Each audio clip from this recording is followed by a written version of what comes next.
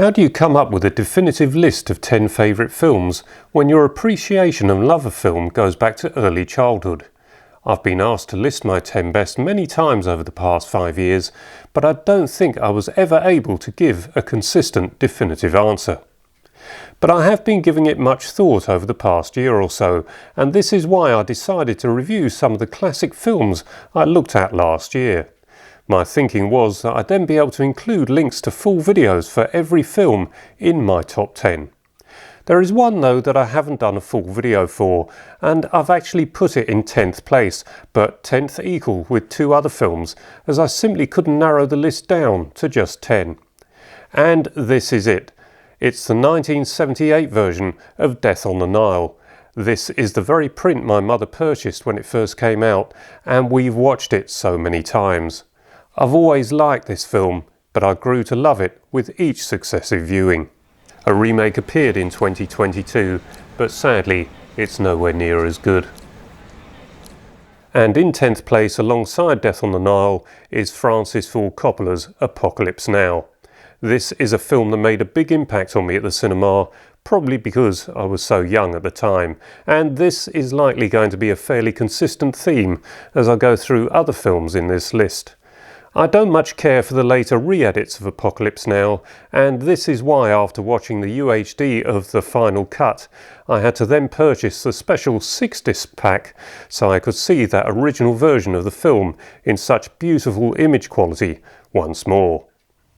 And finally in 10th equal place is Stanley Kubrick's 2001: A Space Odyssey. I don't think I really have to say anything about this great work of art, but I am still yet to see it on a deeply curved screen to get the full impact of its magnificence, but I did see the unrestored 70mm print at the Prince Charles Cinema in London, and as they schedule regular screenings of this very print every 3 months, you now all know where to go. In 9th place is Highlander from 1986. One I managed to miss in the cinema, but I was able to make up for this a few years later thanks to Duran Film Services issuing it full length on Super 8. A wonderful magical film, and there truly could be only one. A sequel wasn't possible, and they proved that by making Highlander 2, but strangely I did rather enjoy Highlander 3. So in 9th place, Highlander, Russell Mulcahy's great film from 1986. In 8th place is the 1978 Halloween. One of John Carpenter's best, but he's made so many great films. In fact, I love some of them so much that I rate him as my favourite director of all time. Halloween is what I saw first though, and it's the atmosphere achieved in this one that sets it apart. The use of the scope frame is something else too, and my appreciation of that became increasingly apparent thanks to owning the film on Super 8. It's a film I've watched many times. In 7th place is Star Wars. It's another timeless film that made a big impression on me at a young age, but I think it's been a little devalued over the years owing to all the sequels and then the myriad re-edits of the original. But it is still possible to find and enjoy the historic 1977 film thanks not only to previous home video releases and the almost priceless Super 8 feature prints, but perhaps also cinema screenings, because as I record this, the British Film Institute are listing their Technicolor dye transfer print for screenings in NFT1. Could this be the start of something across the world? Let's hope so. My 6th favourite film of all time is Steven Spielberg's Raiders of the Lost Ark. This is another timeless classic that had a big impact on me at a young age, and it stayed with me thanks in no small part to another wonderful scope Super 8 release. A film I never tire of and have a great time with it every time I put it on, and judging by the comments on my Raiders review video, a great many of you agree with me. A masterpiece. And if one masterpiece from Mr. Spielberg wasn't enough, I'll follow up Raiders of the Lost Ark with Jaws in 5th place. I was still at primary school when Jaws was released into the UK. My father had been working abroad and saw it sometime before any of us over here got the chance.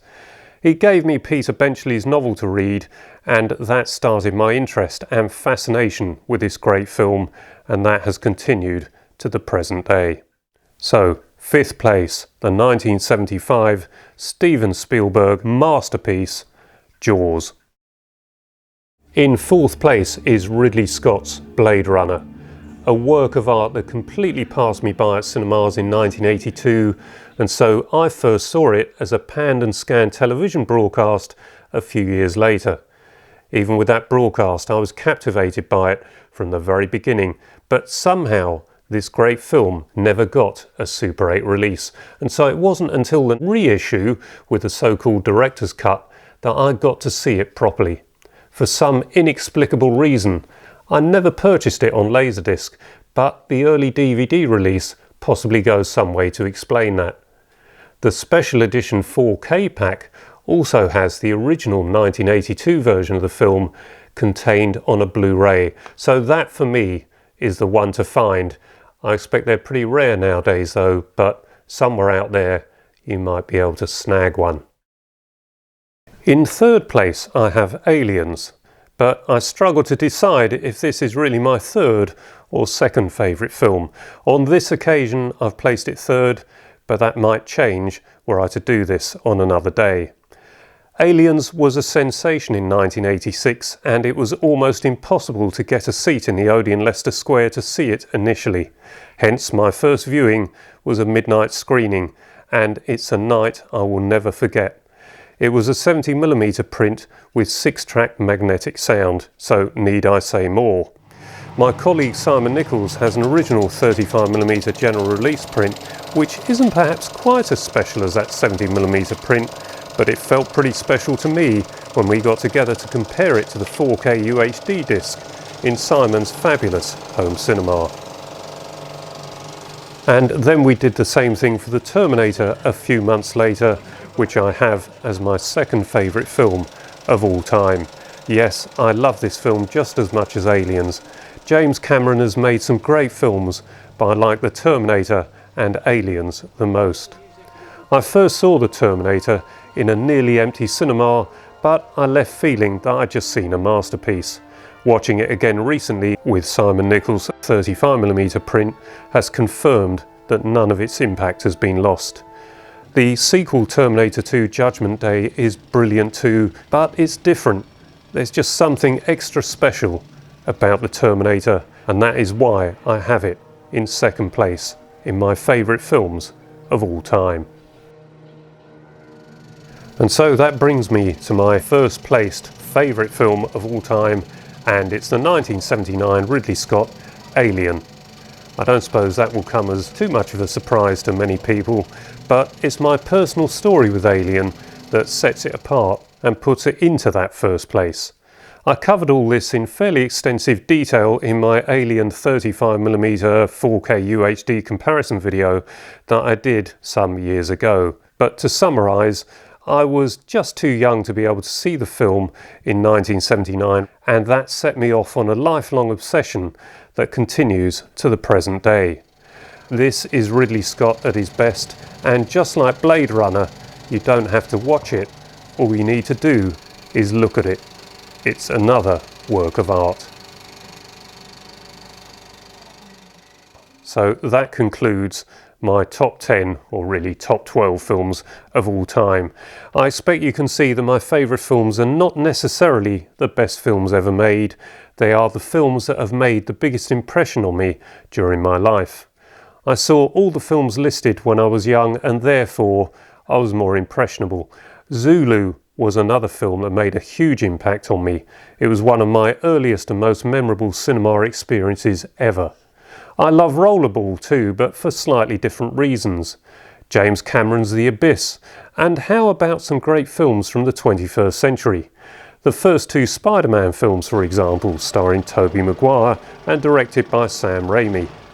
Master and Commander, The Far Side of the World, simply brilliant, and for me has got to be one of the greatest films ever made. Also, the Christopher Nolan genuine IMAX films, and most notably Interstellar and Tenet, but let's face it, they're all pretty special, and to see them on that giant IMAX screen in the true 1570 IMAX format has to be seen to be believed. And finally, a personal choice from me, Edgar Wright's Last Night in Soho. In this film, you get to take a ride in a Triumph TR4 through the West End of London in 1965, and for me, that's simply magic. So there you are. That concludes a look at my favourite films of all time. Were I to do this on a different day, I think I'd have the order slightly different, but that's how I worked it out for this video, and I hope you enjoyed it. Let me know what your favourite films of all time are, and until the next video, bye bye for now.